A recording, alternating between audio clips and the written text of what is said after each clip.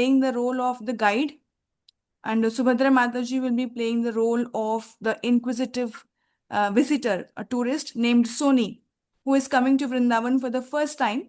And she's not familiar with the path of Bhakti Yoga yet. And all of you are the group of pilgrims. Together, we are all here to receive the blessings and experience this yatra to Vrindavan Dham. So, the title of the uh, skit is Cheer Ghat, a deeper meaning. And the skit opens at Cheer Ghat, Vrindavan. The guide starts speaking. Prabhuji, kindly pin me and Subhadra Mataji.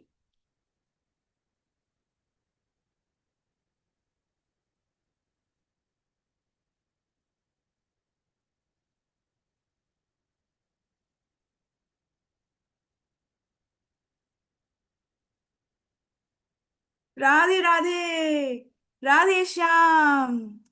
Welcome to Vrindavan Dham. Today, all of you are most fortunate being able to visit these pastime places of the Supreme Lord Krishna. You have come from different places with different questions, different understandings, but one common desire to experience Radha Krishna, their eternal abode, Sri Sri Vrindavan Dham. Right now, we are standing at a very special place, Cheer Ghat, on the banks of Mother Yamuna, where Krishna performed a very confidential pastime.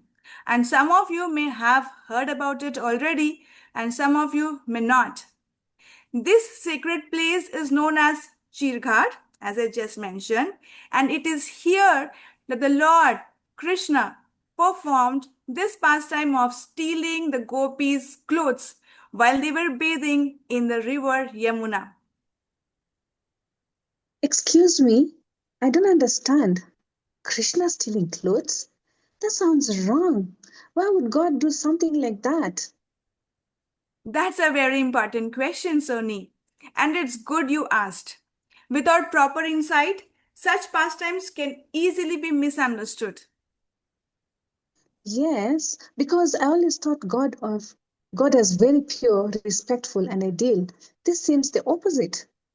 You are right. God is pure. God is respectful and is ideal in all circumstances. But his actions are not always meant to be judged through the ordinary moral lenses. Krishna's pastimes operate on a spiritual level, not on a material one. Then what does this pastime actually mean? Let me explain the background first.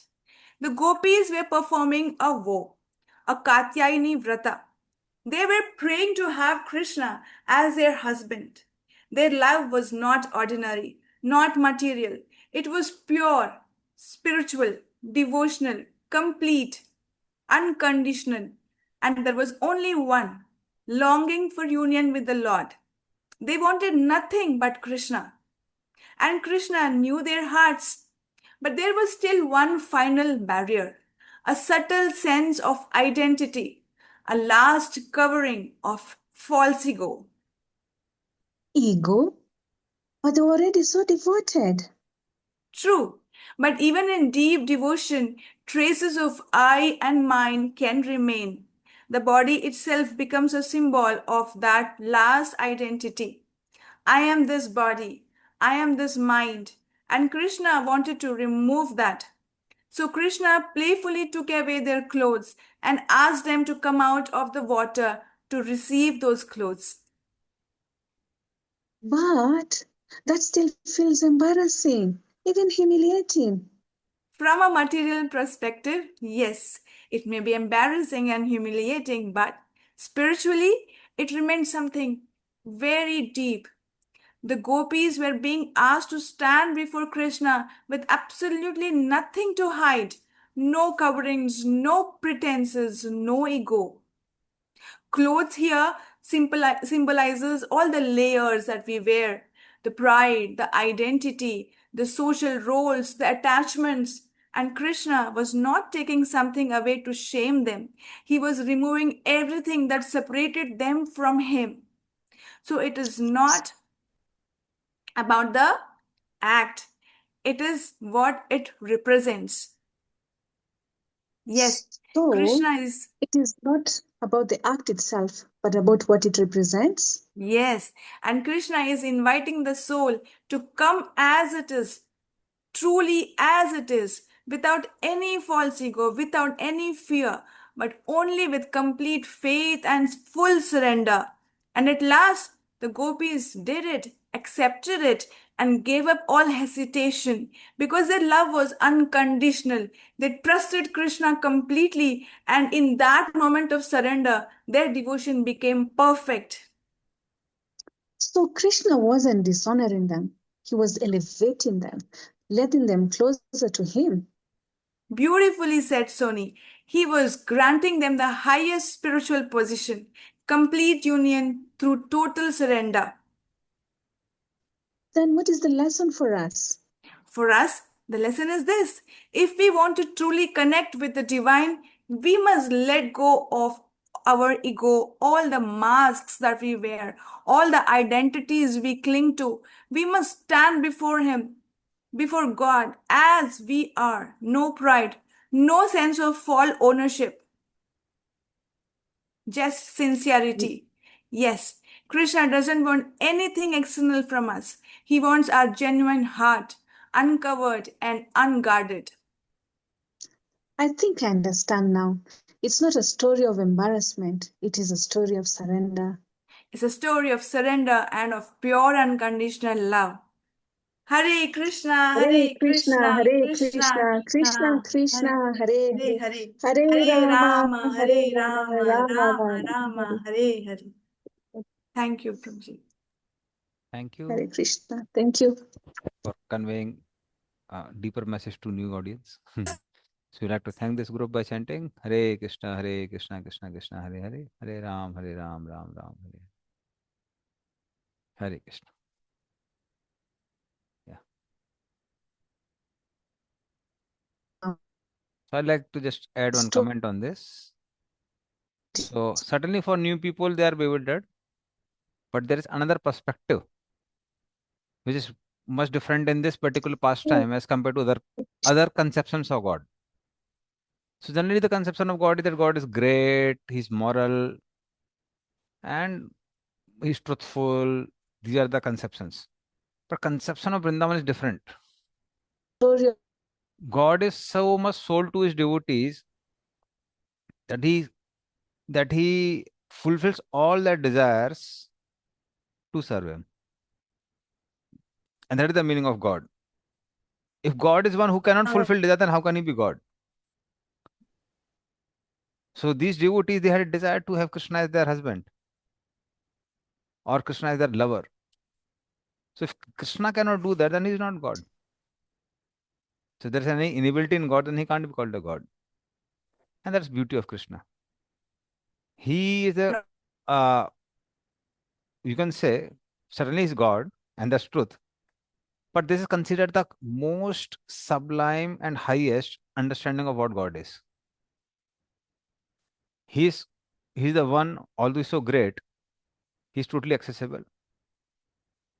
And not only that's accessible, he allows devotees to have as intimate pastimes as possible with him. And that is how Krishna or conception of God as Krishna is the highest one among all the conceptions prevailing in the whole world, in the entire creation. So that is why when Rup Goswami wrote this Bhakti Rasamrita Sindhu, even the other sampradaya acharyas and other personalities in Vrindavan also, they said that he has proved that Krishna is Supreme Personality of Godhead.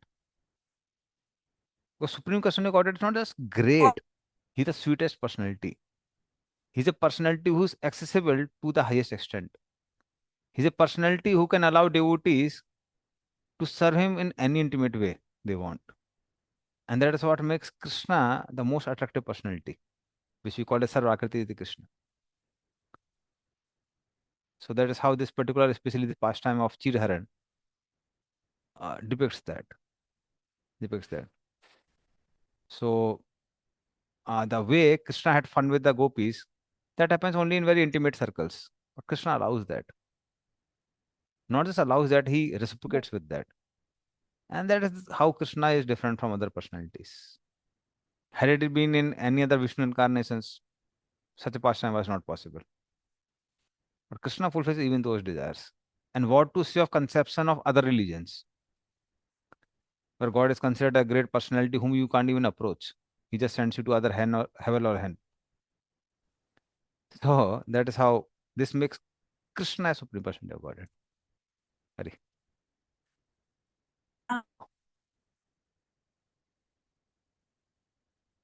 Thank you for adding this, Prabhuji. Thank Thank you. you Thank so much. you. Yeah. Actually, generally, what happens is certain devotees who are from certain conditionings of culture.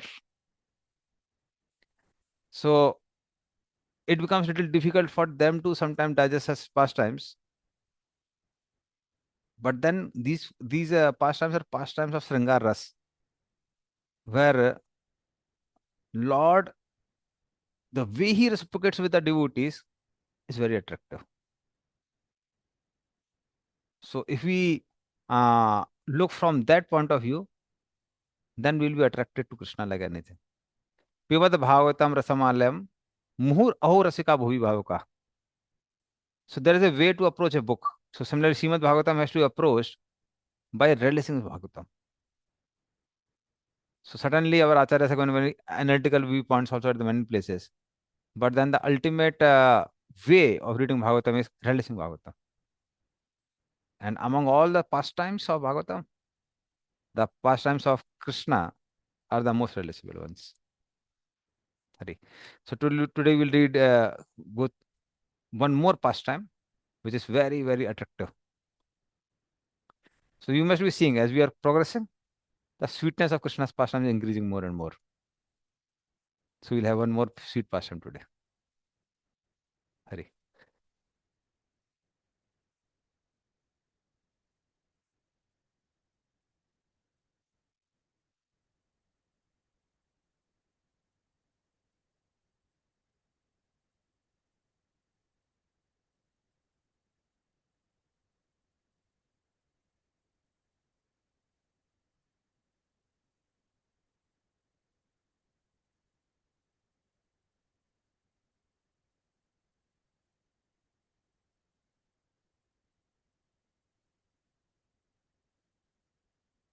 Okay, so I hope PPT is visible to other devotees. Yes, Prabhuji. Okay. So there's the pastime of spring season or the pastime of Holi. In even outside world, Holi festival of Vrindavan is very popular. So Vraja Holi, Holi of Vraja is extremely famous even in the outside world. So people know Vrindavan for this particular pastime of Holi festival.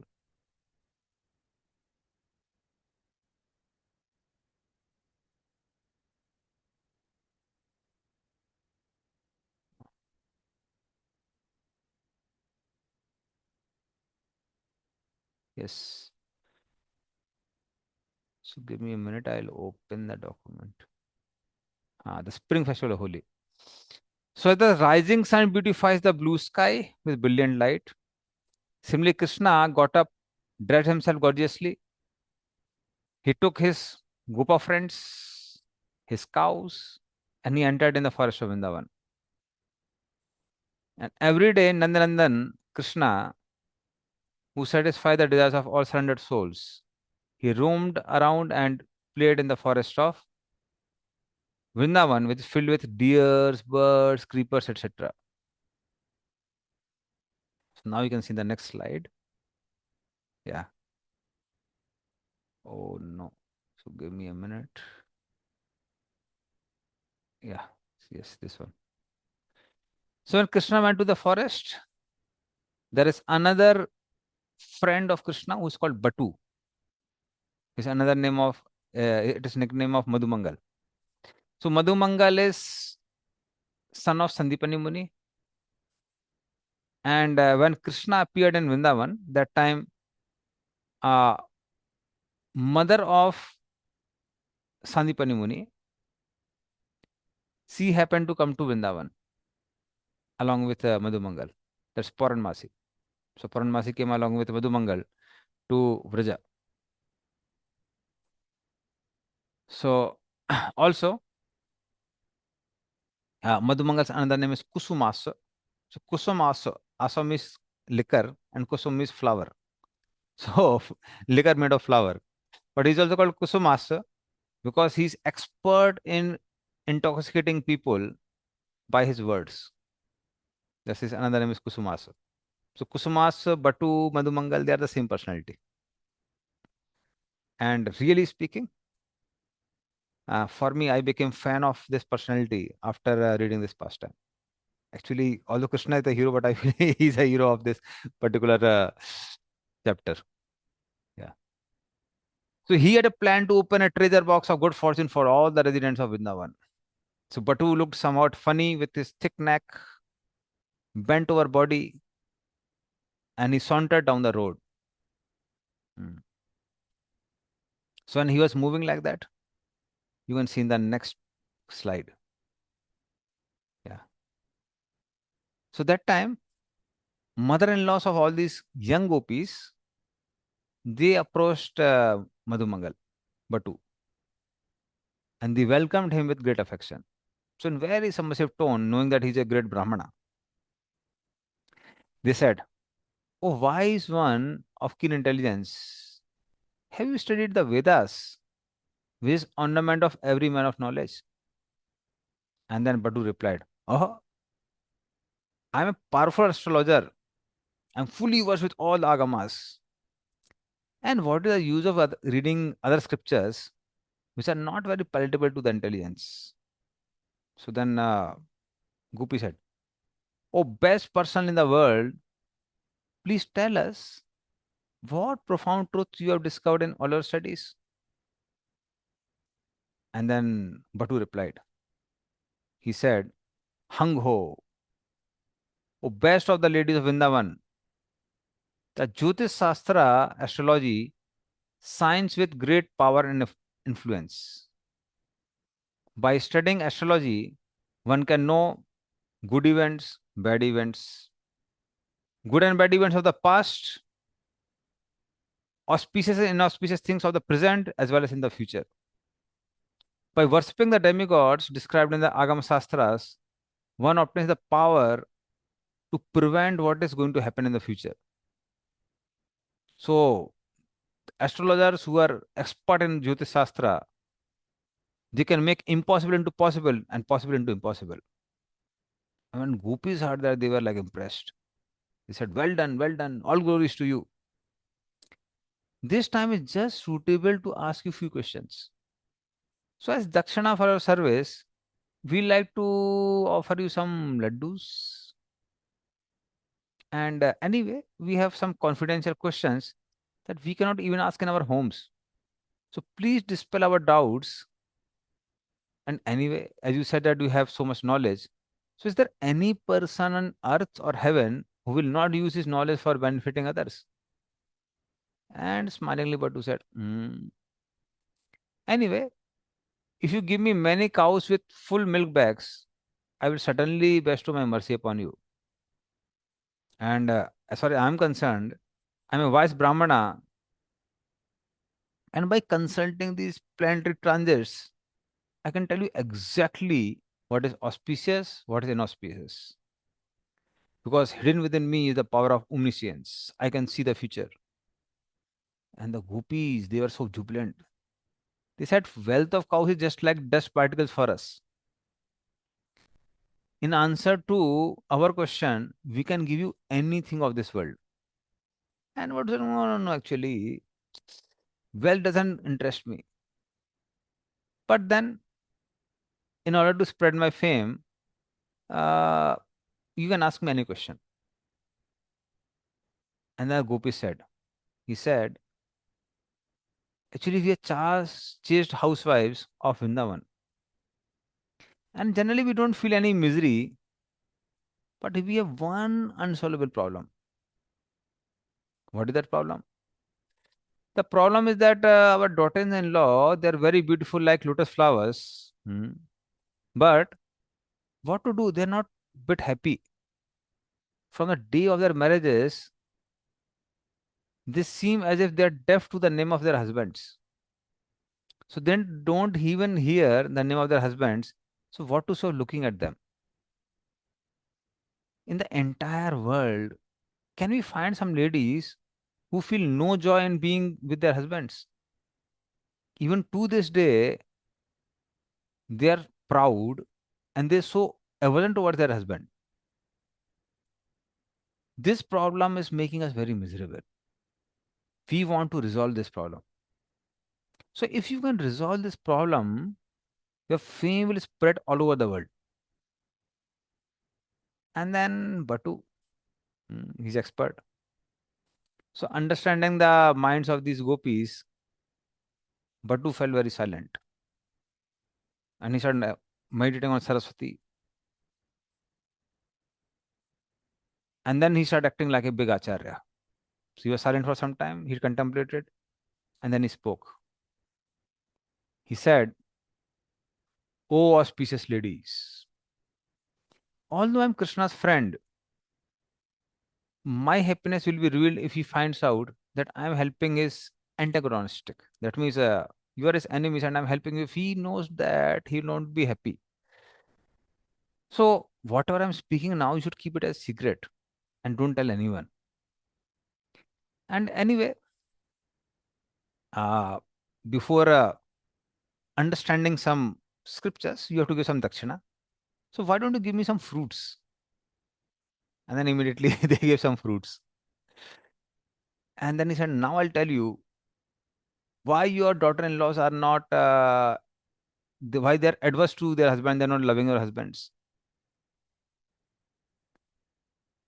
So again, after taking dakshana, he thought very deeply and then he spoke. He said, "Oh, cultured ladies, I can see from that vision of astrology there are two defects. One defect is material and another is spiritual." And all these gopis were so eager, "Yes, please tell, please tell." And then you can see in the next slide. So he said, so two defects are, first defect is your daughters are adverse to their husbands because they're full of all material defects. Your sons have bad behavior and they're very ugly. Actually, Gopas were not ugly. We can see the description of Vrajavasis, which we discussed in the first two chapters. So they were not ugly, but you are saying, no, what to say, they're very ugly. And everyone knows about it. So then what is the use of using wisdom of astrology? It's a definite problem. What can be done? So gopis were feeling very disheartened, but what to do? They had to know the solution. So they, they tolerated the insult of their sons. And then he said, "Now I'll tell you transcendental factors. Here in Vrindavan, there's one yogini who is against you. And her lotus feet are worshipped by the best of the yogis. By her incredible mystic power, she can bring anyone in control.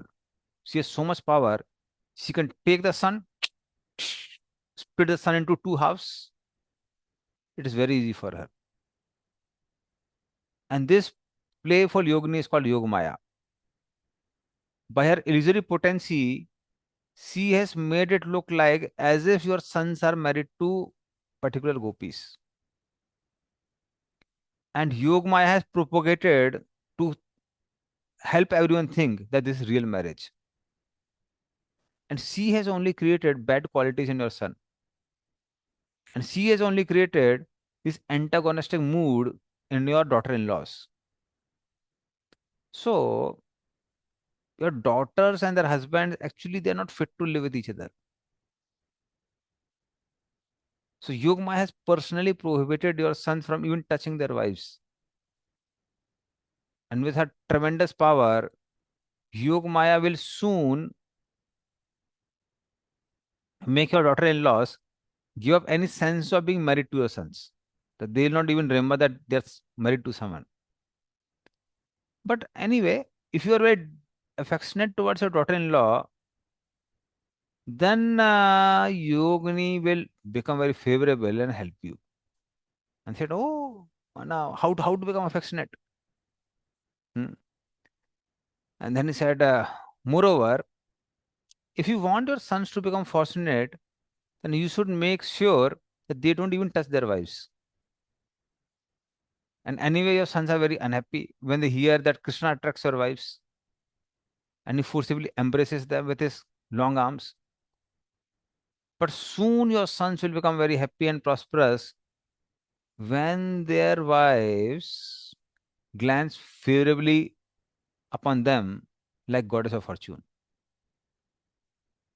So all these gopis are feeling a great distress in their heart. That no, he's saying that our sons are ugly and this and that, and they are not fit to be married. And but then somehow they were hearing and thinking that something auspicious will happen. So in that mood, they spoke. They said, "Oh Batu, your embodiment of truth. Surely these are not the statements of some child. These are the words of person who has great wisdom and who is an omniscient Brahmana. And we know that you are a competent astrologer. So now, please show us your power that you have obtained by mastering the agamas. Please teach us carefully which demigod should we worship so that this yogini stops harassing our sons." And then again, Madhumangal, he went in trance. He again spoke. And he said, "You can appease that angry yogini by worshipping another demigod who is supremely pure, imperishable, and infallible." And all these gopis were so relieved. Yeah. And then you can see the next slide. So immediately they felt very relieved and they gave him a valuable necklace as a gift. And then the gopi said, "Oh, Batu, you're mine of best jewel like qualities. So can you tell us who is that demigod and what is his nickname? Tell us the details about worshipping that demigod also." And then Batu, with a lot of gravity, he said, "Oh, fortunate ones, you are very effulgent and your speech looks like singing. So you want to know the name of that demigod?" And they said, "Yes, yes, yes." So his name is Kandarpa, who resides in Vrindavan as Kunja Devta, the personified lord of love grooves. So who is that Kunja Devta? Krishna only. Krishna is that Kunja Devta. His body is color of a rain cloud. Is ever youthful and transcendental. So that Yogini Yogamaya who enchants all the demigods, she always remains submissive to this youthful personality known as Kandarpa. So by his sweet will, Kandarpa satisfies the cherished desires of gopis whose eyes are beautified with kadal. So if you can please this demigod, then you will surely become happy. But if you anger him, even Shankar Mahadev cannot save you. And then they were so eager to hear.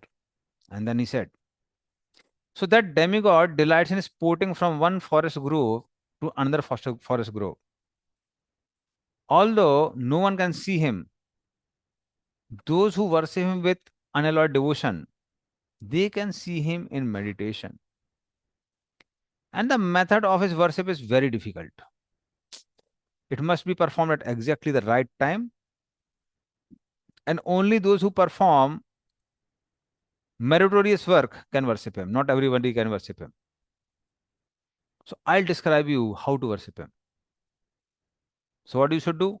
Anybody who worships him, first adorn yourself with very costly jewels, smear your bodies with attractive ornaments, and rejecting the opinions of others, give up all shyness, go to Vrindavan, pick flowers, Abandon all other talks and constantly fix your mind only on him.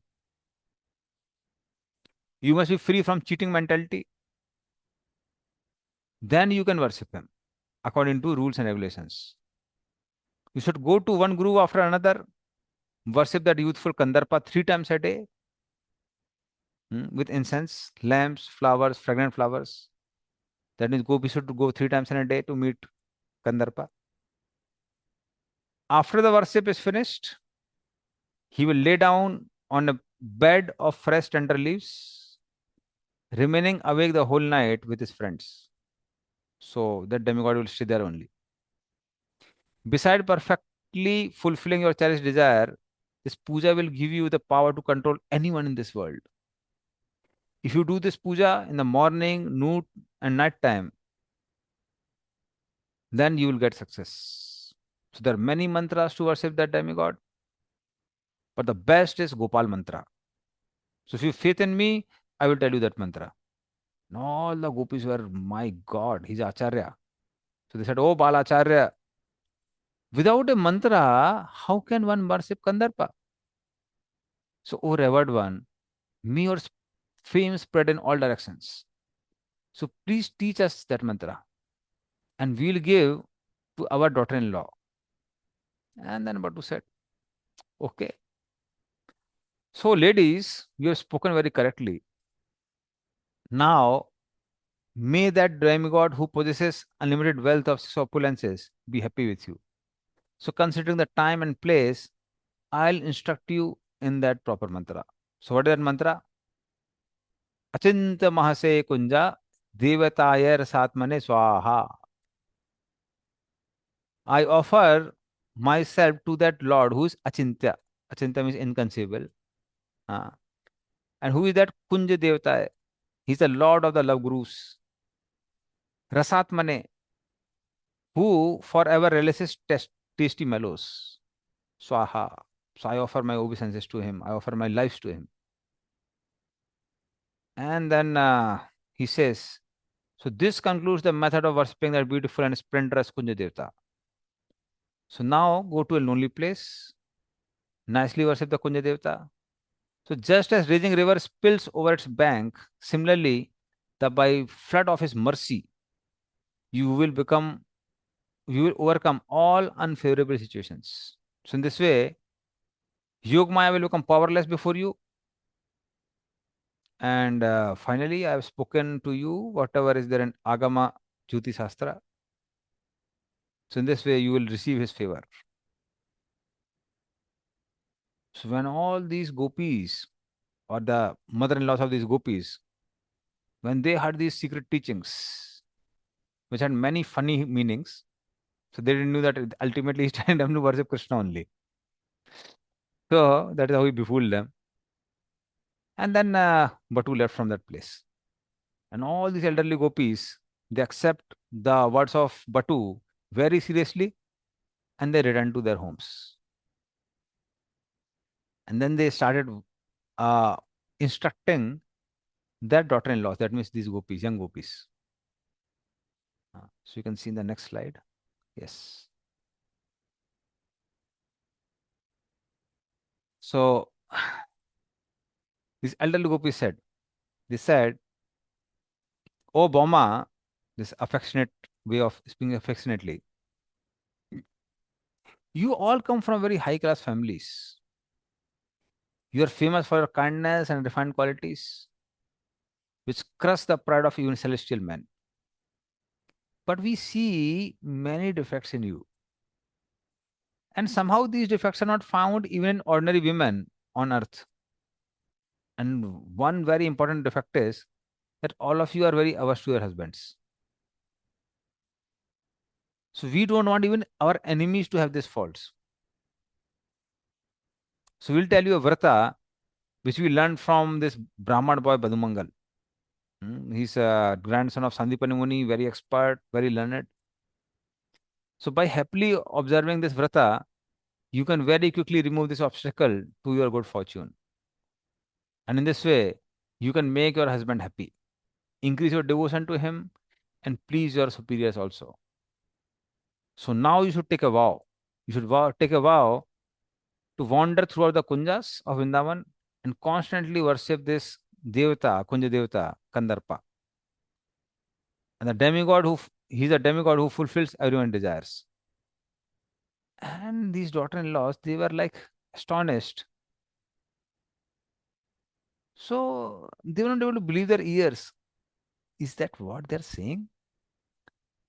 So first they showed some displeasure with the suggestion just to act. And then the young gopis thought, they say, what are they saying? Our mother-in-law is testing us by trying to understand whether really we have that love for Krishna. Or maybe they've discovered our secret love for Krishna. So in this way, when they were confused and they were silent,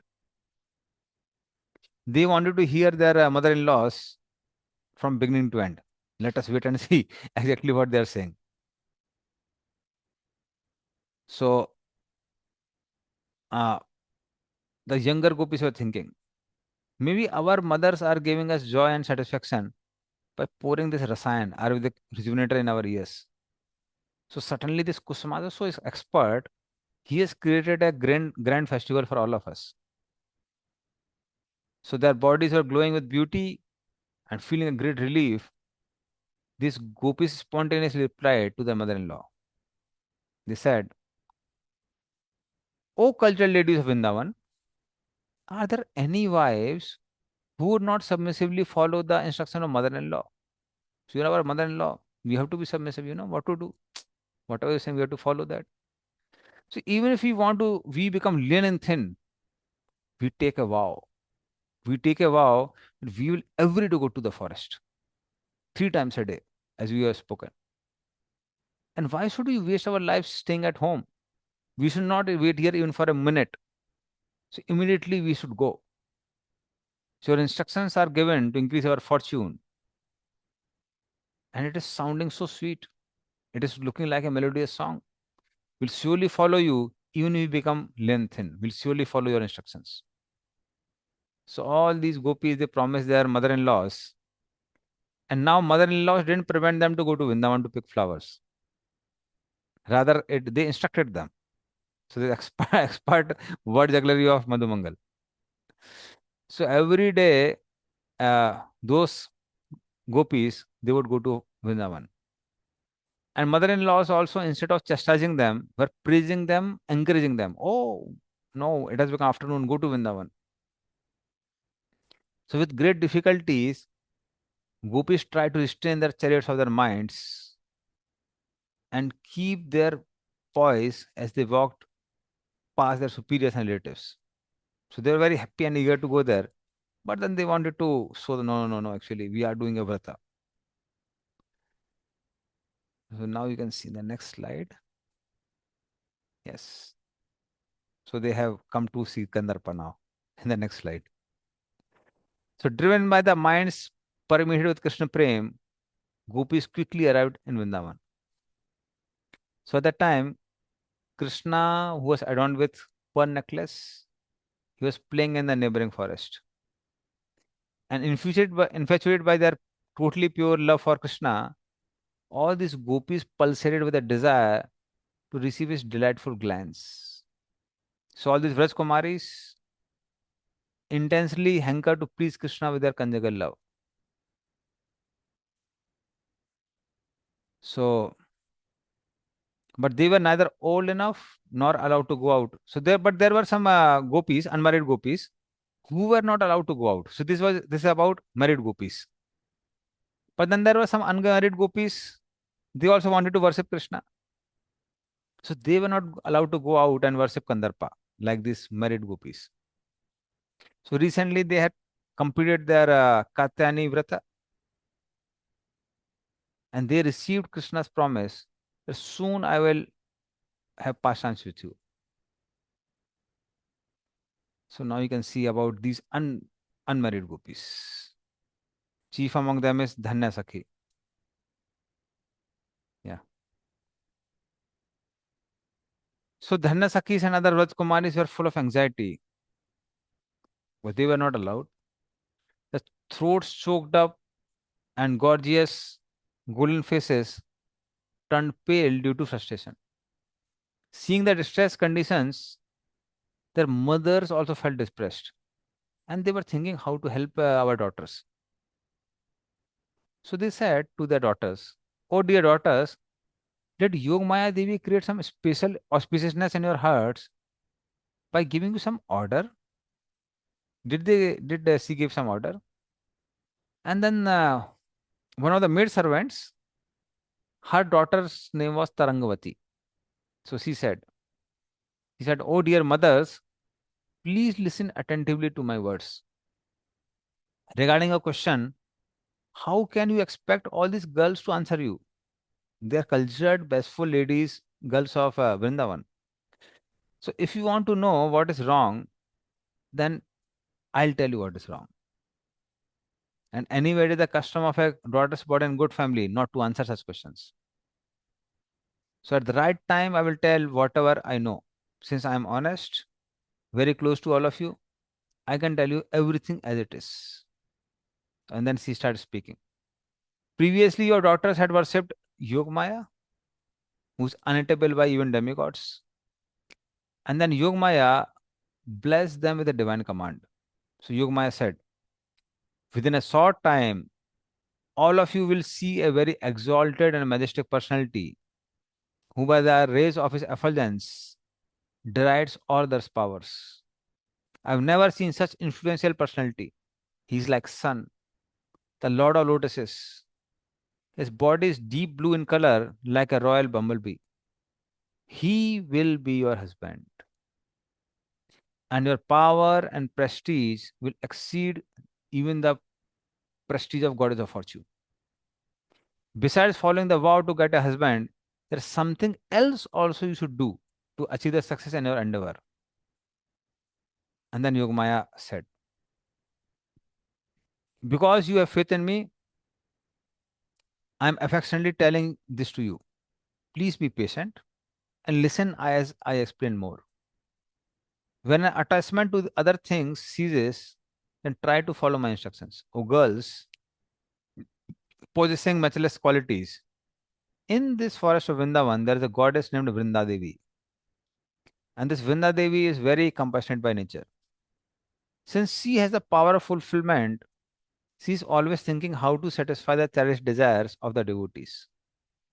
Therefore, dear ladies," Tarangvati continued, "because Yogmaya spoke like the two worship Vrindadevi, it is not a good idea to prevent your daughters from going to Vrindavan. So this forest is completely spiritual. By living there, so many devotees have achieved fruits of the austerities. Like Dhruv Maharaj went to Madhuvan and he got result of his austerities.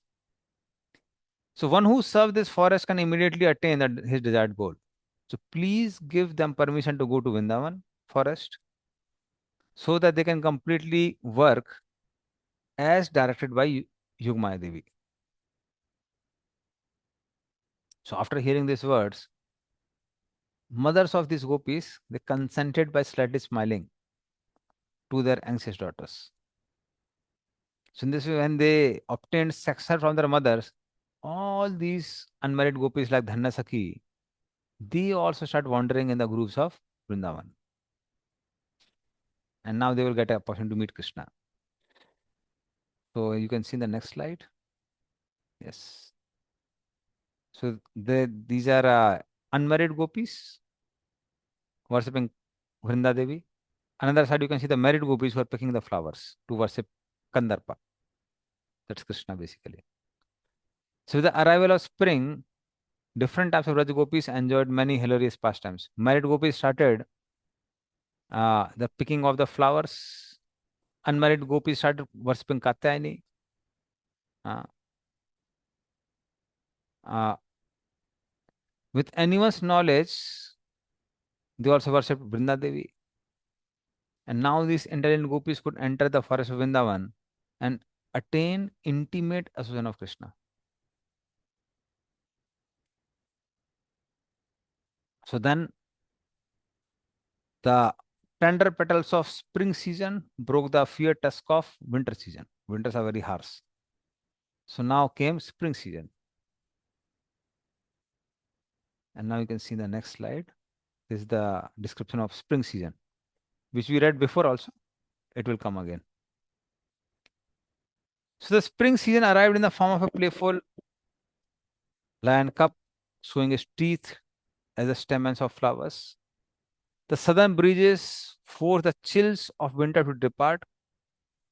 It appeared as if nostrils of personified time had now opened and started breathing in and out. So it is a relief for everyone. Spring season. The juncture of winter and spring seemed like period beyond boyhood and adolescence. The tender creepers exploded with new birds. All the cuckoos were singing in the fifth note, coo, coo, coo, which lovers murmur at union. So, though the southern breezes had begun, they were weak due to their lingering attachment to the Malay hills.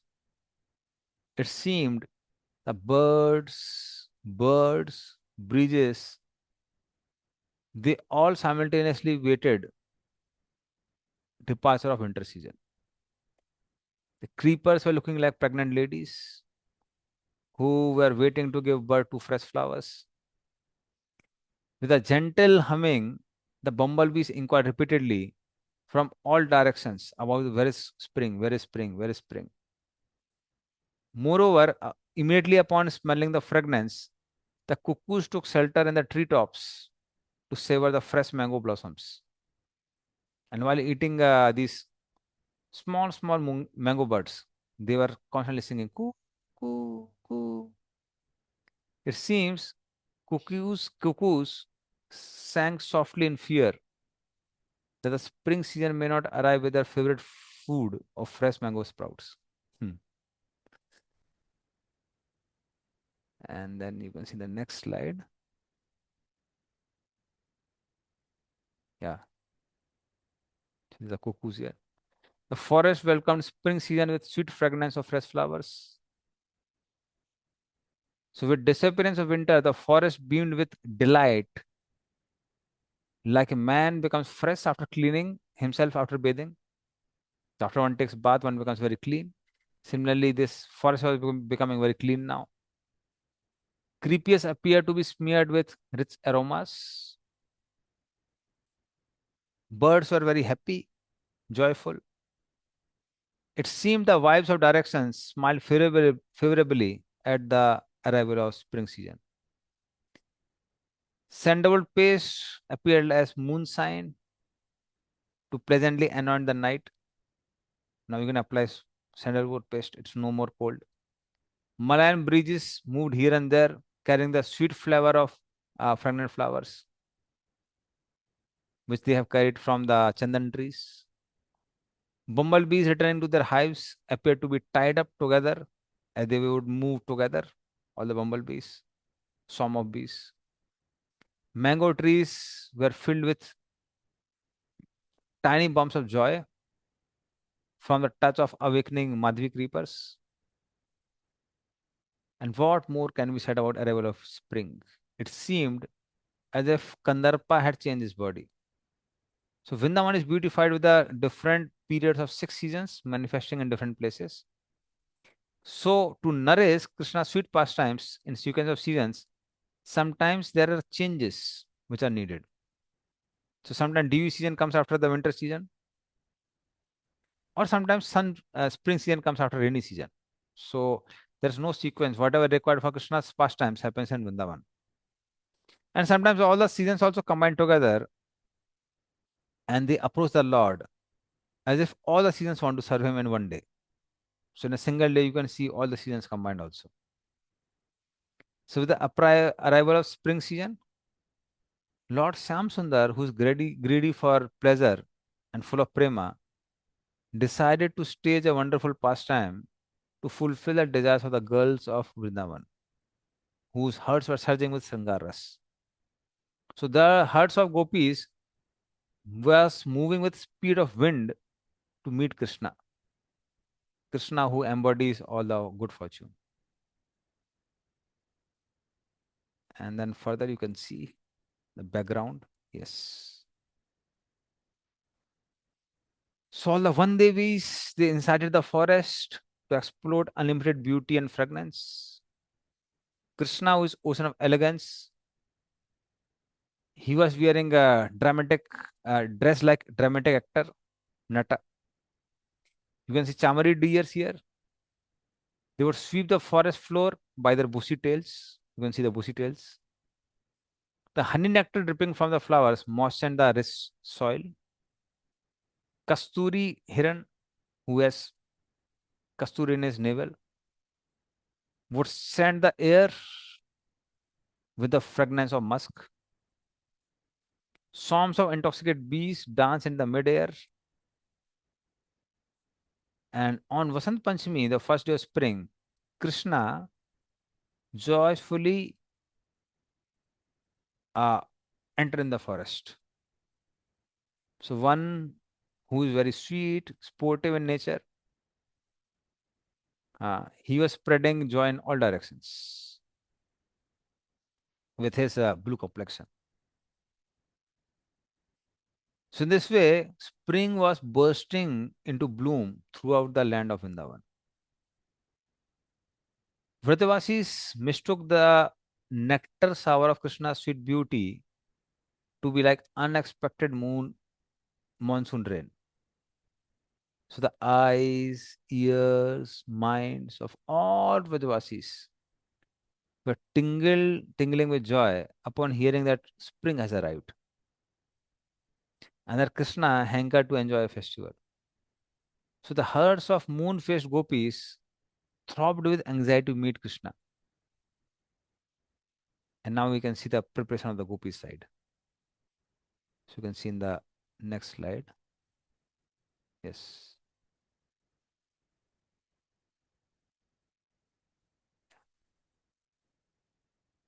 So overpowered by intoxication of spring and with a strong desire to attend festival, Radharani, Chandravali, Syamasakhi, and all other gopis, Lalita Visakha, they abandoned their shyness and they ran to the forest. So with great love and affection, they worshipped Vrinda Devi and all other Van Devis appropriately. And then these Van Devis, they decorated Radharani and all other gopis. So these Van Devis dressed them in colorful clothing, fresh flowers, Sola Sringar, 16 types of ornamentation. Gopis remember the boon that Krishna has given while stealing their clothes. So Krishna said, my dear Sakhis, in some future night you will enjoy confidential pastimes with me. So they were waiting for that night. So because the gopis had fixed their minds on the desire to attain Krishna, they were feeling a moment to be like millions and millions of millenniums. One Devis were amazed at the sight of assembled gopis who were looking like garden full of rows and rows of the best quality golden creepers. So gopis were looking like golden creepers because they have golden color and they were arranged in rows. So one Devis dressed the gopis, who were the revered objects of love, in clothing suitable for spring festival, whatever best for spring festival. So Vrinda Devi felt very joyful as he personally decorated Radharani with flower ornaments. So Vrinda Devi decorated Radharani with flower ornaments. So she set white lilies in Radharani's hairs, placed a bakula garland across her hairline, that's near her hairline. And this hairline was, this flowers were looking like they want to kiss Radharani's forehead. Vrinda Devi adorned Radharani's hair part with red asoka flowers, hung mango buds over her ears, covered her chest with a Vasanti garland. And due to their enthusiasm to enjoy spring festival, Van Devis were competing with each other. And they were saying like, I will do this dressing. No, no, no, you don't do it. I will do this dressing. They were fighting for the seva. So as a final touch, they smeared the body of Chandravali and other gopis with sandalwood pulp, offered them splendid flower garlands. And all these gorgeous gopis were beautifying the forest. Gopis were wrapped in saris covered with gold jari. So it is made of gold jaris. Even my maternal grandmother had that. Nowadays we don't find such saris made of gold jari. Those who wore brightly colored blouses and wheels of the finest soft cloth. They were chewing tambula, all these gopis. Their bodies were smeared with sandalwood pulp and they sported with fragrant flower garlands on their necks. Different articles used to adorn the gopis came from desire trees. So you can see desire trees who had arranged whatever is required for playing Holi as well as whatever required for decorating them. So they were not just giving decorations, they were also giving flower bombs. You can see the flower bombs here. They are flower bombs.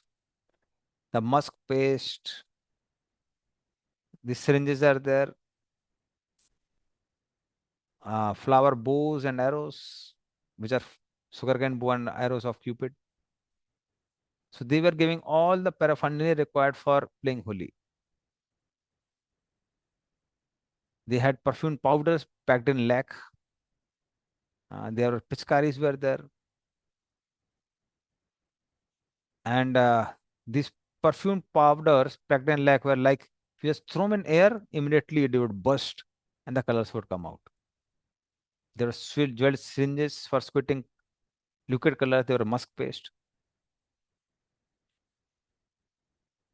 Okay. So now, so in this way, that's why they're called desire trees.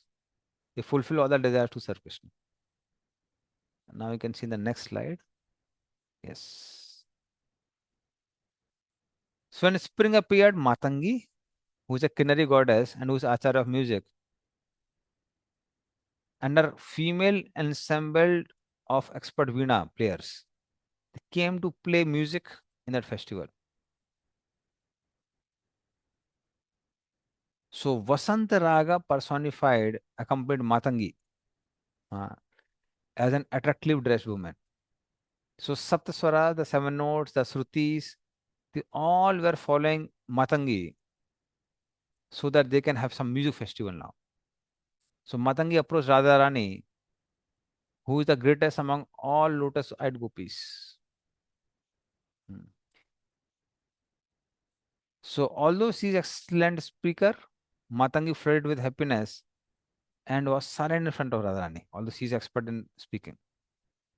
So Vrinda Devi, when she saw that Matangi has come along with all the Saptaswaras, the Srutis, the Veena players with Vasanta Raga, so Vrinda Devi said, so she requested Radharani saying, hey Radhe, you are unlimited reservoir of all best qualities. So please have faith in my words. So when I say that these ladies are fantastic musicians, actually they are fantastic musicians. Especially pointing at Matangi, Vrinda Devi said, and especially this Matangi, she is master of all the music. Even the Kinnaris who are entire breed of singers, celestial singers, even they learn from her. So, oh supremely cultured and merciful lady, please accept her service. Whose mind will not be elated by participating in the spring festival? So, Matangi has come here along with all her musical paraphernalia just to please you. So, her associates are expert in playing Veena, and you can see here Vasanta Rag personified. Uh, she's pleasant, elegant with her jeweled crown. She has deep blue dress. She's wearing a peacock feather in her hair. She's feeding soft, fresh mango buds to the cuckoos. And my nature, she's maddened with ecstasy. You can see this, the center one is the uh, spring personified, that lady. So seeing Vasanta Raga displaying an irresistible joy, Radharani remembered Shyam Sundar.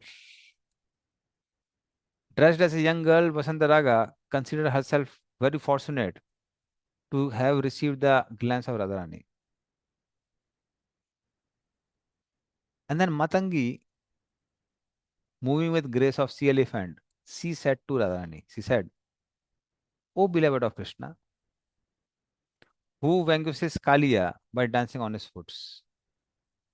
These 12 associates of Shruti and 7 associates of Swara have come with me in order to serve your lotus feet. So just hear how their singing far surpasses that of Kinnaris also.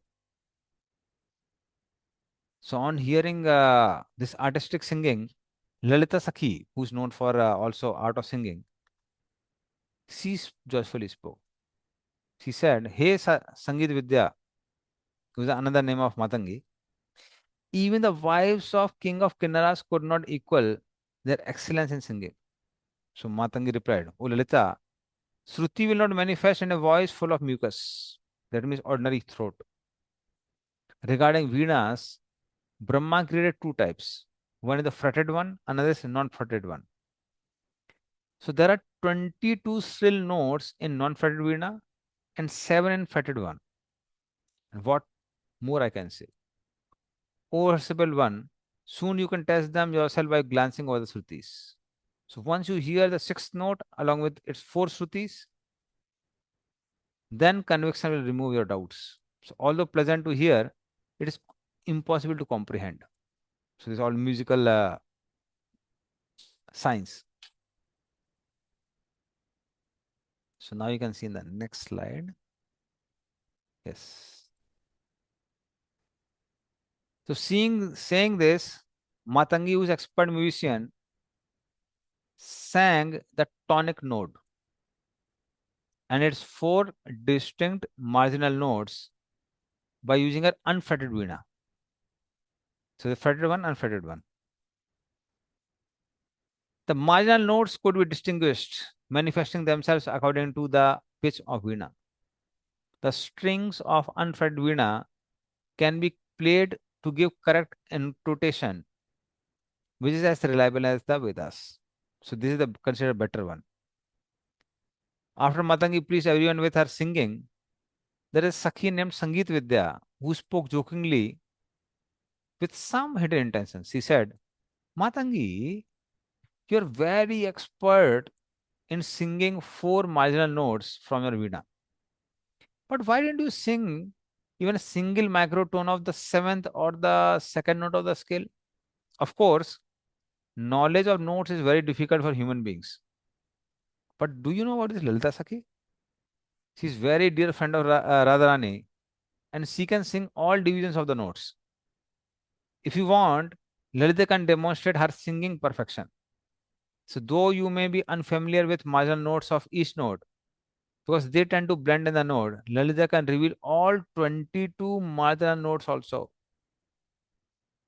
by her knowledge of the sound of each macrotone. So when she spoke in that way, then there were some one Devis. So they said, Oh Sangeet Vidya, the knowledge of music that Matangi just recited came from the mouth of Brahmaji. But what you are speaking is beyond the creation of Brahma. So there's one system, there's another system, but both systems are faultless. So Radharani was feeling that no, Matangi may get offended.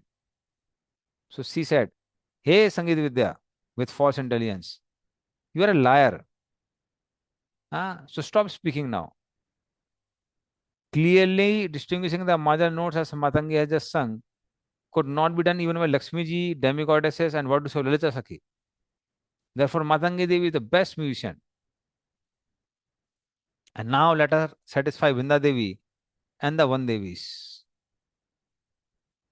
And then Vrinda Devi said, Matangi, until Krishna arrives, don't sing Vasanta Raga. You can sing other ragas. So then Matangi started singing Balabeli Raga, which was flowing like pool of water in the ocean of rasa.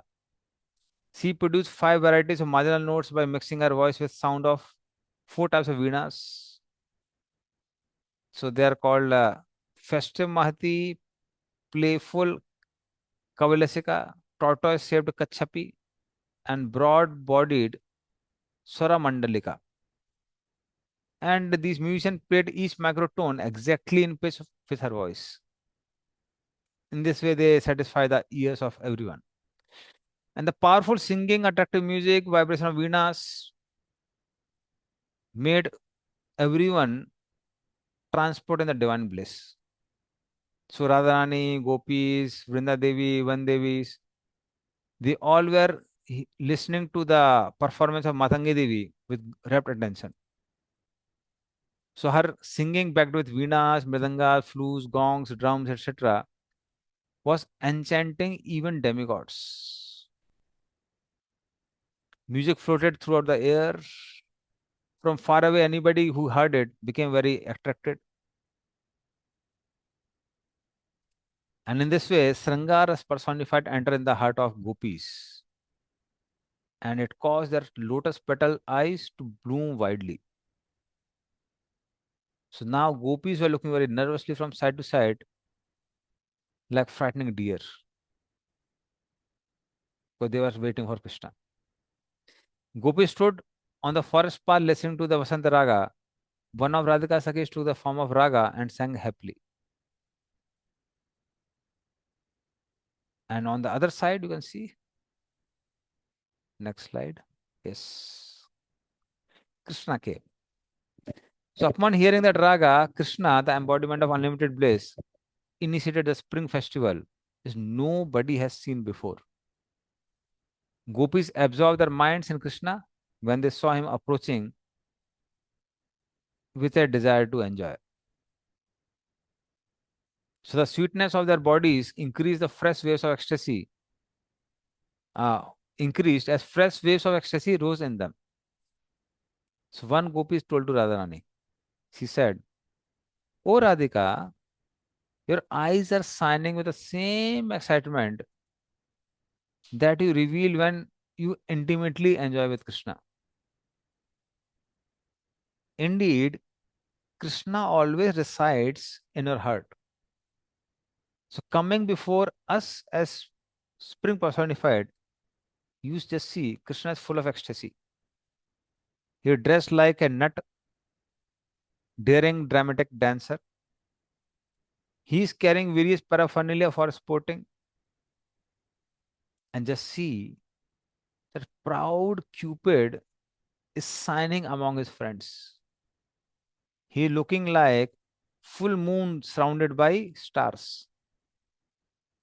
O Radharani, how much can persons like us describe the extent of your glorious good fortune? And then she said, "Look, look, his effulgent white turban appears splendid sitting on his oblique head." He's putting his head like that and white turban looking so beautiful. It is decorated with bunches of flowers, sprinkled with fragrant reddish powder.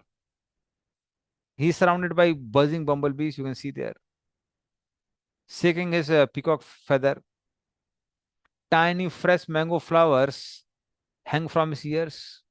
They are slightly elongated from the weight of his elegant jeweled earrings. Here, earrings swing enchantedly to cast exotic reflections on his cheeks, and a beautiful malati garland mixed with some tulsi manjaris is surrounding his neck. Curly blue hairs are tied back as if ready for sporting. Krishna is wearing glittering yellow garments, just suitable for spring pastimes. His jeweled waist belts dance. A sachet of camphor is tucked in his attractive gem-studded belt. Natural belts made of jute encircle his handsome hips. The ankle bells on Krishna's lotus feet are jingling and making sound. Run, junu, run, jun, run, jun, chun, chun, chun, chun. So these she spoke like that.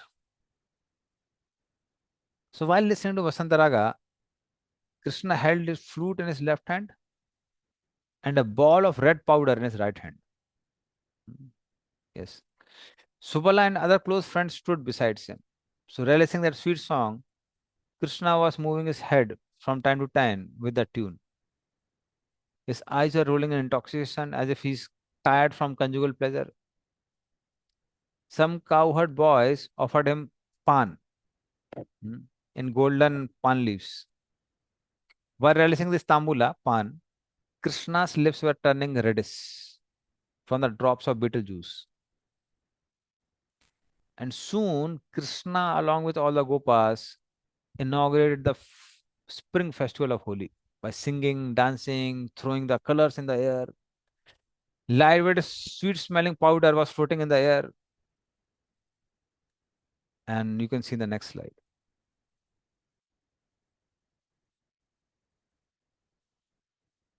Yeah, so this was a Krishna holding fruit and color. And now you can see Krishna was pouring the color everywhere.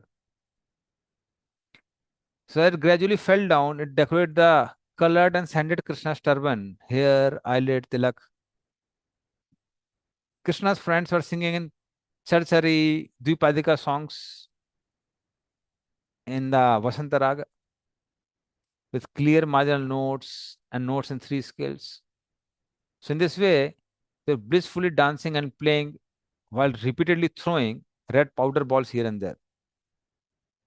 And seeing that, one gopi told to Radharani, and she said, "Look, look, just see, the unconscious things have become alive from hearing their singing.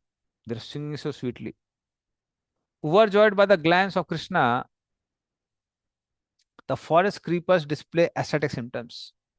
The gentle bees from Malayan hills appear as guru to teach the forest creepers how to dance.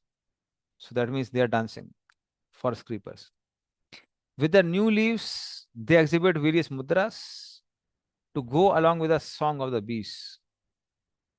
When somebody tries to pick the honey, sweet flowers, the creepers seem to shiver in fear with their quivering buds, but they move. The blossoming flowers appear like exuberant laughter, and then they show anger by frowning their eyebrows, appearing as swarm of bees. So swarm of bees were looking like frowning eyebrows of the creepers. Flowers were looking like laughter. So one creeper, seeing Krishna's impulsive nature and being moved by the wind, covered her flower clustered chest with a leaf of her left hand. That means covered with the leaf. The leaf of her right hand, she beckoned, she beckoned her friends for help while slyly smiling with the blossoming flower of her face. Therefore, Radhika, I tell you, in this Vrindavan, how is it possible to remain patient and control one's intelligence during such a holy festival? And now Radharani was also filled with a desire to play. So, understanding her mood, Syama Sakhi spoke. She said, "O Vrinda Devi, why are you agitating us while giving bliss to the moon like Samsundar? You know we can never go against your will. So, quickly arrange the joyous holy festival and bring unlimited happiness to all of us." By nature, the door of shyness create an obstacle in the houses of the married gopis' bodies. That means we are shy to meet Krishna. At the same time, their eagerness to love Krishna is so strong that even an axe cannot cut it. So they have desire to meet Krishna, but they are so shy.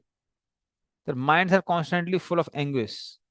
Although they can tolerate it with unrivaled patience, they are in terribly unfortunate condition. So to remove this misfortune, gopis should definitely do something, some worship on the auspicious day of spring festival. So during the time of picking flowers, it is easy to perform puja. She indicated. So Sakhis, we are embodiment of auspiciousness and expert in all arts. So let us celebrate the festival of spring with the Prince of Raja Krishna. Yeah. So give me a minute.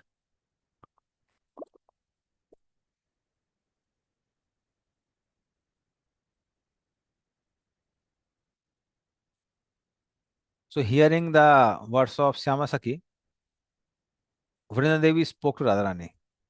So she said, "Oh Radhika, I understand that in name, beauty, form, gentle behavior, there is one other Saki who's eligible to hear the songs of Matangi. That is you. So just now Chandravali and Charu Chandra Sakhi are making some curious sounds as they advance with their party to celebrate the festival of Holi. So their party is also coming. So it appears that they are illuminating this mango groove with a pleasant effulgence. Indeed, Matangi is the embodiment of all Shruti, Swaras, Vasantaraga, and she has become successful by intoxicating everyone with her singing. So although immersed in ecstasy, she has not lost her self-control.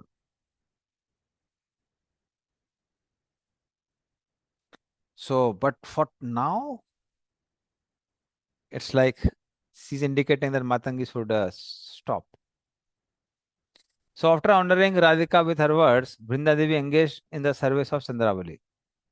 So first he pleased Radharani, then she served Chandravali. So she told Matangi to sing pleasing sound tunes now, not the technical ones which she was singing before. So these tunes are meant for spring season. And now Matangi, her singing defeated the splendor of sun also. And within a moment, everybody had desired to enjoy this grand festival of Holi. And it arose in the heart of Chandravali. And then Chandravali and other Sakis, they start joyfully throwing colors to celebrate Holi. That you can see in the next slide. Yeah. So other Sakis are playing Holi, Chandravali and other Sakis. So they squirted forceful stream of fragrant colored liquids on each other with jeweled inlet piscaries. The streams of water were sensually pleasing mixture of sandalwood paste, camphor, kasturi, kumkum, golak, diluted in water. Hmm. So golak is basically made up of lac and it has powdered colors within it. So earlier kings would play with it, golak. So while squirting each other, they sang and danced around in this time with the music of Vasantaraga. So in great fun, they were throwing flower bombs of scented red powder on each other. Being driven by Cupid elephant of bliss enjoyment, Chandravali and her gopi friends, whose beauty derided millions of heavenly goddess, happily sported in the spring festival. So meanwhile, Srimati Radhika, whose joyful, captivating smile is sweeter than honey, surprised everyone by her heavy behavior. So they were thinking that Radharani will come and enjoy. So first she casted restless glances in direction of Krishna. Then she looked at Chandravali, her party, and for some reason she went away in pretext of picking flowers. So she had some plan. And the Prince of Vrindavan, Krishna, who disseminates limitless joy, played holy with his young friends while dancing down the roads toward the forest where gopis were there. And then you can see the next slides. Batu was jumping around continuously while lowering his head in a very funny way as he lived in the party. Yeah, so these are Chandravali's party. So it's Batu. So he was dancing and everybody was laughing.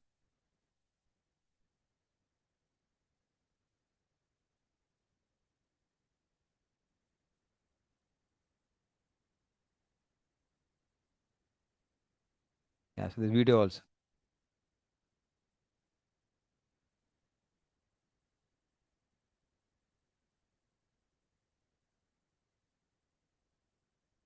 Yeah. So this way they were dancing. So the necklace on his chest swung presently from his comic movements. So while making everyone laugh, Batu was looking in all directions as if he's searching for something. And he was playing Holi. So in the distance, Batu heard the sounds and laughter of another Holi festival. So he heard the sweet jingling of the gopis' ankle bells and bangles as they were dancing throughout the forest.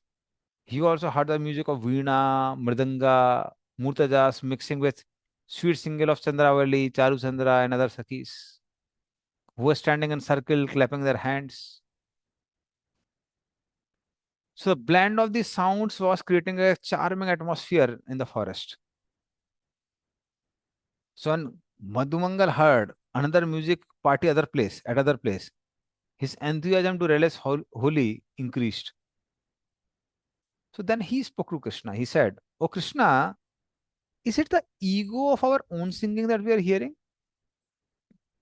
Or it is someone else's sweet songs challenging our songs? So if it is not our singing, let us find out who it is." And Krishna, who is crest jewel of handsome youths, he told to Batu.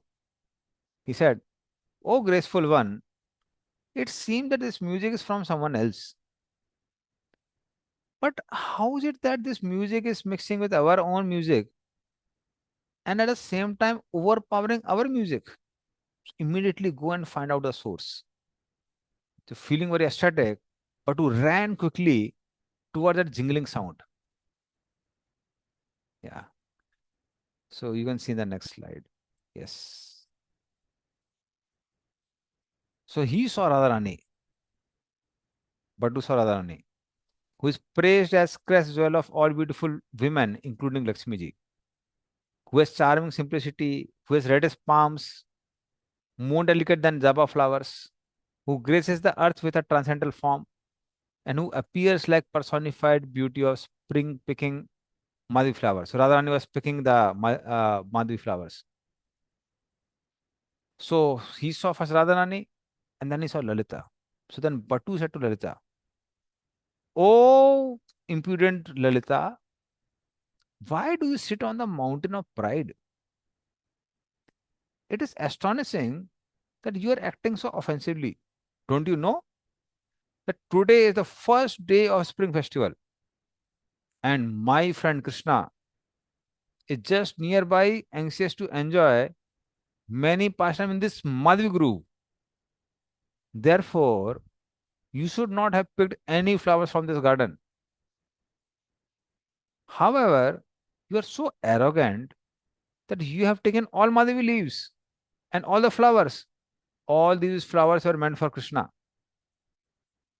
Are you not familiar with snake-like arms of my friend who crushes the pride of even Kandarpa? Hmm? And anyway, you don't know. Acha. Hmm? You just see, you come to know who Krishna is. Just wait. I'll go and tell him what you have done. I'll tell him that you have taken all the flowers. And then he ran back and spoke to Krishna. That you can see in the next slide. Yeah. So he spoke to Krishna. He said, "My dear friend, Kanaya, it seems your opulent spring festival will soon reach its climax. Vasanta Lakshmi, whose personification of beauty of spring, and all her expanded potencies are not far away from here. With various tasteful arrangements, she gives new lives to the joyous festival of spring. The unique singing of the gopis, which is accompanied with mridanga, veena, cymbals, horns, it cannot be found anywhere on the earth. What to speak of earth, even the greatest of the celestial singers cannot comprehend it. Besides that, we're talking about that group, not just singing. We have collected more paraphernalia to celebrate Holi than can be found anywhere else in the creation of Brahma. People of this world can't even imagine it. Alas, I have seen such great fun. Krishna, although you are son of King of Vrindavan, actually their size of holy festival cannot be compared with our. Our is too small, there is very big. Krishna said, Batu, why are you glorifying and showing so much respect to the enemy party? You should praise your own camp, not the enemy camp. Huh? Of course, I understand your inner mood. It appears that you have become bewildered from drinking some honey wine. And that's why you are speaking like an intoxicated person. So Kusumasav, which is another name of Madhumangal, he said, of course, there is Ayurvedic medicine known as Kusumasav. So asam is liquor made of kusum. Kusum is flowers. But I am not that Kusumasav. I didn't drink any liquor made from flowers. But because people get intoxicated by my words, that's why I am called Kusumasa. Kisan, well done, my friend. If you have not lost your enthusiasm, then go back, see what gopis are up to, and we will meet up with you later. We'll deal with you later. You first go and see what gopis are doing.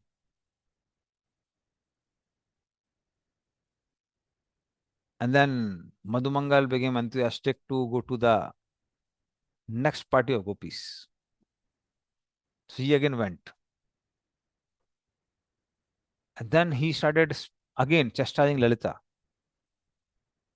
He said, Oh, Dura Lalita, on order of my lotus-eyed friend, should immediately stop picking these Madhavi flowers and get out of this forest. If you don't get out, you will be severely punished. And then Lalita replied, Oh, shameless, deceitful Brahmana, why are you spoiling your aristocratic birth while blaspheming others? The flawless wives of the Gopas have gathered under this Asoka tree on the bank of Yamuna to worship Vasant Madana, Cupid, on the auspicious day of spring festival. So this tradition is coming down through a long time in the line of well-behaved gentle girls. Today, jewel like Radhika, who is most chaste housewife in Vrindavan, who is highly moral, who is possessor of all good qualities, she has joined us. So although Radharani has so many maid servants, she's personally come to perform this Madan Puja. So why are you now blabbering like a crazy fellow here? Get out of this place. And when Madhumangal heard that, he said, Are Lalita, apart from Hari, who other Cupid is there in this Vrindavan? Krishna easily cuts down the pride of everyone and he maddens everyone with a desire. He is always intoxicated by it himself, ignoring the real Cupid Krishna. Why, if you have become attached to worship some other Madana, some other mundane Cupid? Obviously, you must be crazy. That's why you're doing that like that. But I will do you a favor. You want to perform this Madan Puja, na? So you must be needing some pujari. So I will chant some mandatory mantras and guide you in performing this Madan Puja. So now come along and I will take you to him. So Radharani, when she heard, she said, Hey Lalite, this expert Brahmana is certainly worthy of our worship. Huh? So he is going to tell us how to worship Madan, do Madan Puja. So please tell Chandravali, Charu Chandra to bring all good fortune to our village by successfully worshipping this priest. And then Lalita took Madhumangal to Chandravali and Charu Chandra. And overcome the spirit of holy, Chandravali, Charu Chandra, they forcibly first grabbed Madhumangal covered him from head to toe with varieties of red and purple colors to make him look like Bhutaraj, the king of ghosts. So you can see in the next slide. So he became like Bhutaraj. And Madhumanga began to scream, Hey Krishna, intoxicated with the joy of Holi, you shameless gopis have gone crazy. I can't run away because they have blinded me with sindoor, kumkum, and other powders. I am also stunned by the watercolors they are throwing over me. Krishna, quickly save me before they get the sin of killing this Brahmana on this auspicious day of Holi. So when Madhumangal started crying in a distance, Krishna understood that these gopis, they had diminished the reputation of Madhumangal. And when Krishna came there, you can see in the next slide. Krishna also began to laugh upon seeing Madhumangal. He said, "Ha, what a funny scene! What a funny scene!" And all these proud gopis glanced at Krishna with a mixed fear, respect, and shyness. They are fearful. What will Krishna say now? They were respectful and shy also. So Batu was very sad, silent, defeated, and he pretended to be angry. He said, "Hango, Hango, why have you love blinded ladies? Huh, abused me." And then Krishna started saying, "Yeah, why you have abused him, harassed him? He's such an innocent Brahmana boy. So tell me which lowly person is responsible for this offense, and I will punish that person." And after seeing that, Krishna started fighting with the gopis. You can see in the next slide. Krishna, an expert fighter, attacked the gopis by hitting them with volley of Asoka flowers. And all the demigods and demigoddesses in the sky, these are glorifying Krishna. So afterwards, the fierce fight broke between the Gopas and the Gopis.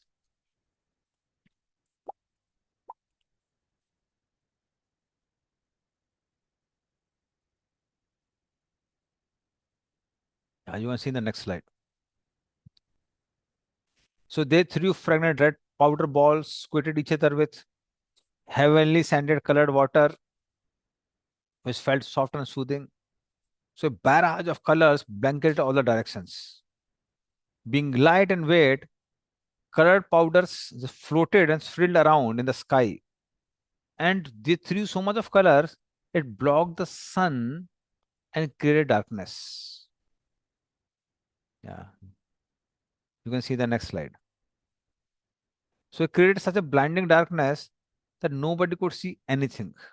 They couldn't even see each other. And then suddenly,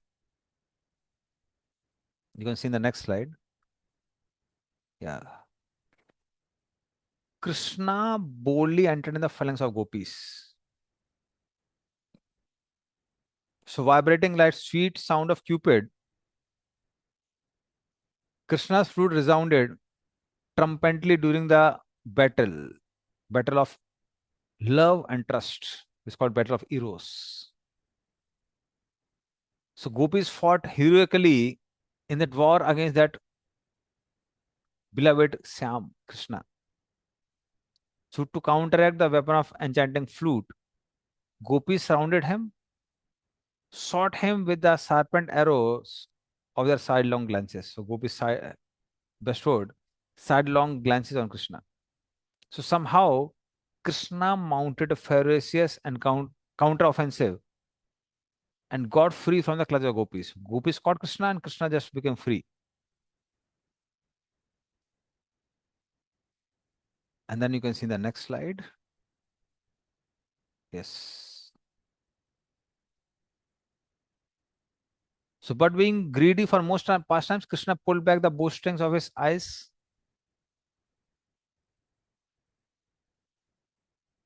and sought the gopis with some praswan arrow of his glance. The gopis were throwing colors at Krishna from other sides. Krishna, by his glance, threw a arrow called Sampraswapna. Sampraswapna. Sampraswapna means one which induces swapna. Swapna means sleep. So all the gopis who were attacking Krishna from other sides with colors, now felt very dizzy, drowsy, fatigued. They started yawning.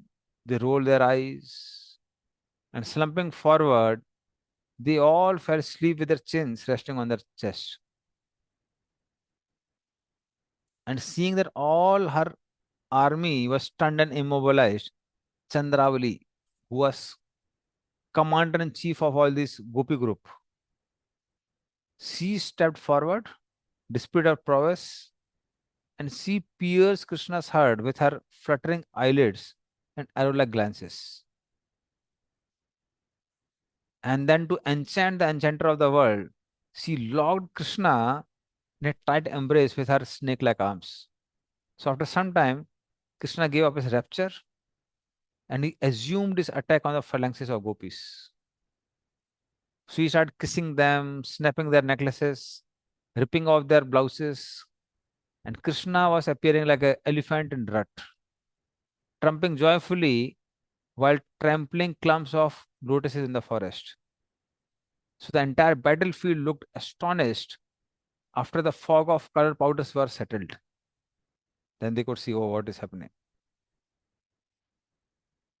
And as you can see in the next slide, red powder completely covered the gopis and sporting field. The colored water and musk drops dripping off the body of the gopis muddied the ground. The holy battlefield appeared to be sprinkled with blood from an elephant, devastated by angry lion. So the red color was looking like blood of elephant.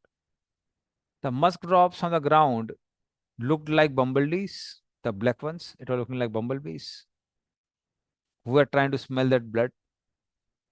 Lying on the ground, fallen pichkaris of the gopis were looking like teeth. So the red color was looking like blood of elephant. The black color was looking like bumblebees trying to lick that blood. Pichkaris were looking like teeth of the elephant or the bones of the elephants, which were scattered in the forest floor. And now, seeing that gopis are defeated, Madhumangal was dancing in joy. Raising his arms, he joyful danced and shouted, hey, hey, hey, hey, hey, well done, Krishna, well done, well done. In my whole life, I never felt so good. Oh, Muralidhar, that's what they will get for putting your dear friend in such extreme distress. Just see. Gopi's blouses are torn, thus necklaces are strung and crushed to dust. Their puja paraphernalia is torn here and there. Their hairs, faces, breasts, all are covered with colors. They got just what they deserved. But alas, my friend, you better watch out because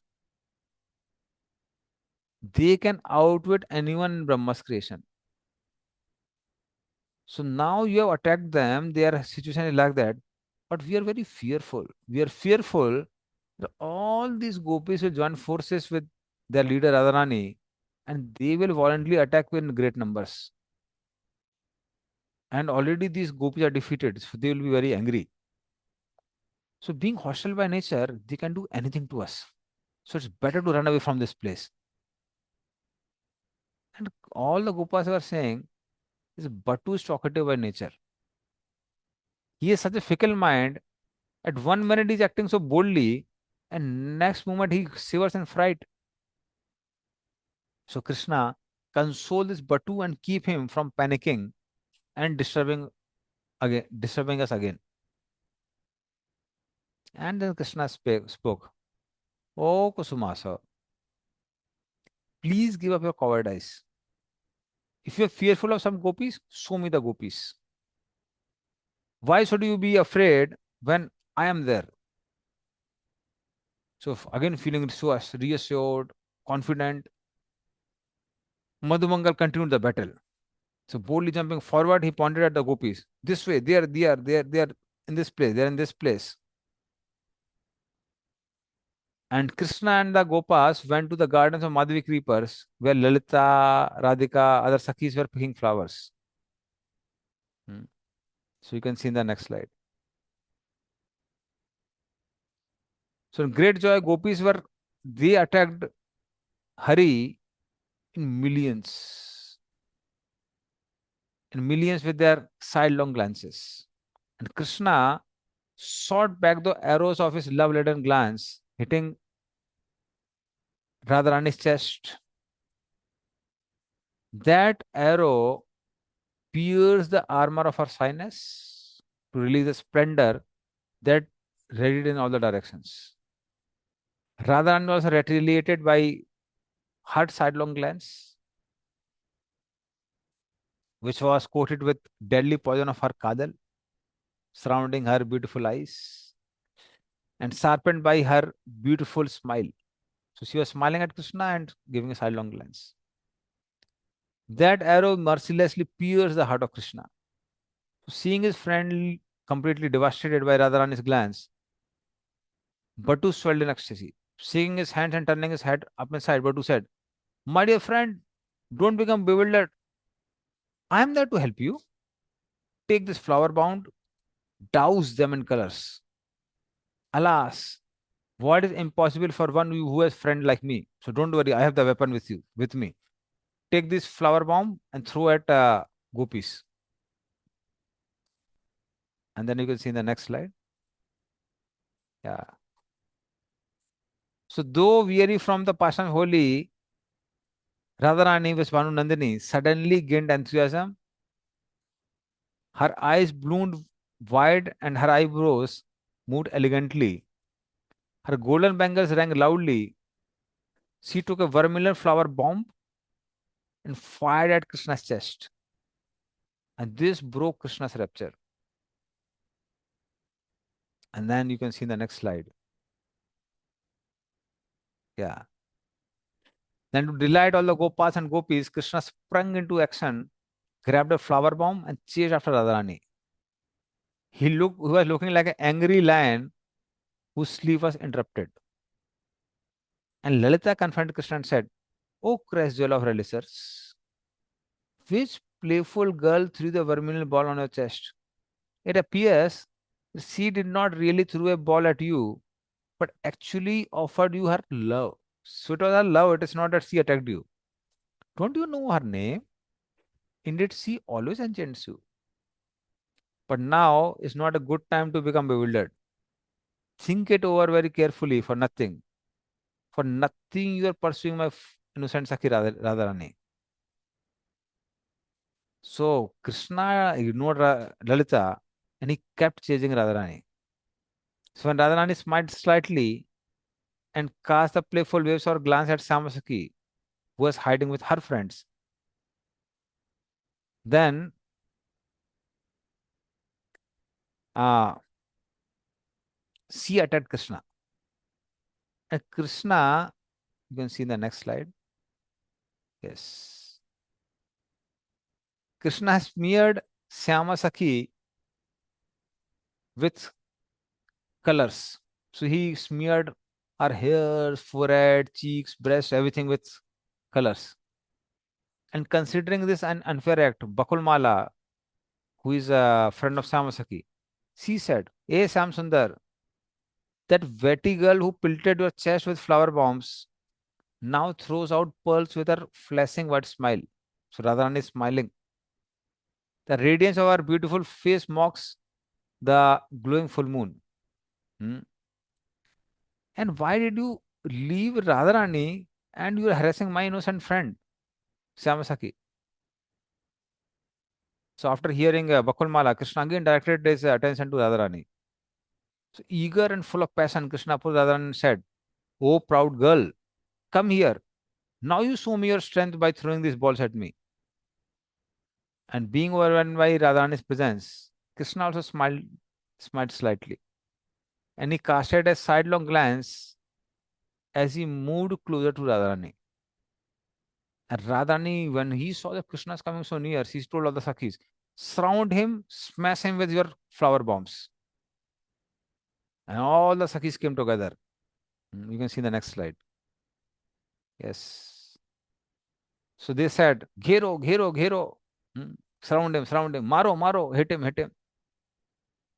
And all the gopis almost captured Krishna, who is relisher of transcendental bliss. And Krishna also struck back by splashing the gopis with volleys of colors and flower bombs. And then you can see the next slide. Yeah, so he's Krishna is smashing back. Yeah. And then the gopis took their jewel piskaris, and Krishna also took his jewel piskari, and he completely drenched the gopis with stream of fragrant kumkum, sandalwood scented water. So, although repulsed by Krishna's furious attacks, gopis regrouped and repeatedly tried to capture Krishna. So, they were throwing colors at each other. The colored waters of Holi washed away every bit of gopi shyness. Encouraged by the great numbers, spontaneous affection, and agitated hearts, gopis surrounded their beloved just like moonbeams encircled the crowd. All directions reverberated with sweet songs of Matangi and our host of kinnaris who were playing in Veena. Bangles of lotus stemmed arms of gopis jingled softly as they were throwing the flower balls on Emperor of Love Krishna. Bumblebees, cuckoos, birds, they were humming and they warbled pleasingly. The creepers were dancing along with the instructions of wind. And Krishna's group of friends like Subal, etc., were singing Vasantarag. Some boys threw flower bombs and colored powders on each other. And Batu were dancing with full mirths. Gopis, their bangles were chiming sweetly like intoxicated sparrows. And gopis were raising their lotus sweet arms. And again they were attacking Krishna.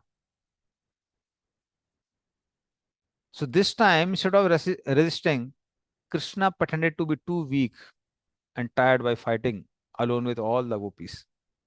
So, on the pretext of resting and catching his breath, Krishna stopped playing for a short time. And while Krishna rested, Gopi stole his flute, pichkari, flower bow, and arrows. Now you can see in the next slide. They stole all these things.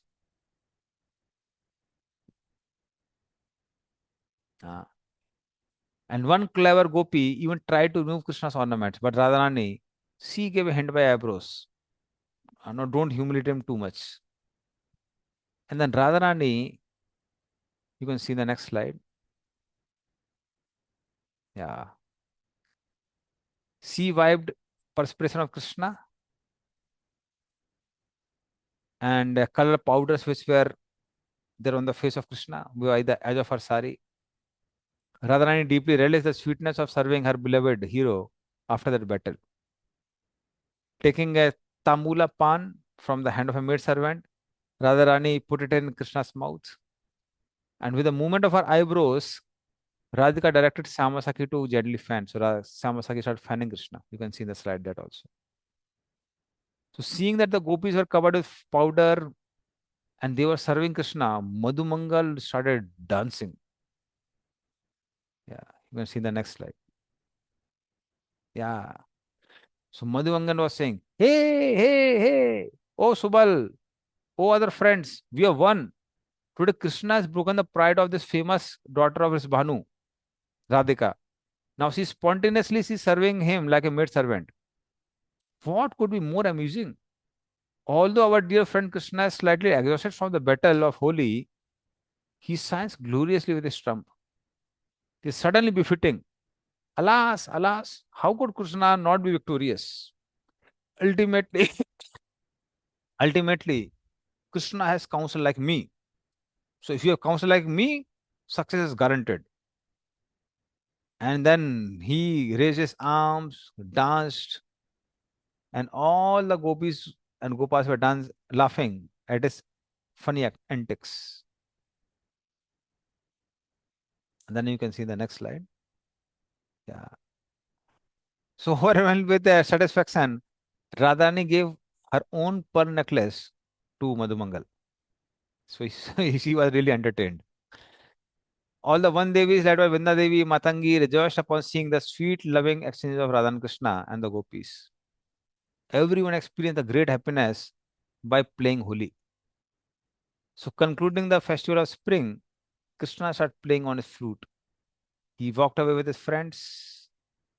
They entered a shady grove to rest among the pleasing sound of bumblebees. Losing their gravity, the boys submerged in an ocean of joy as they were smelling the sweet aroma of the forest flowers. And Radharani, who's expert in 24 arts, relished unlimited happiness during the holy pastime.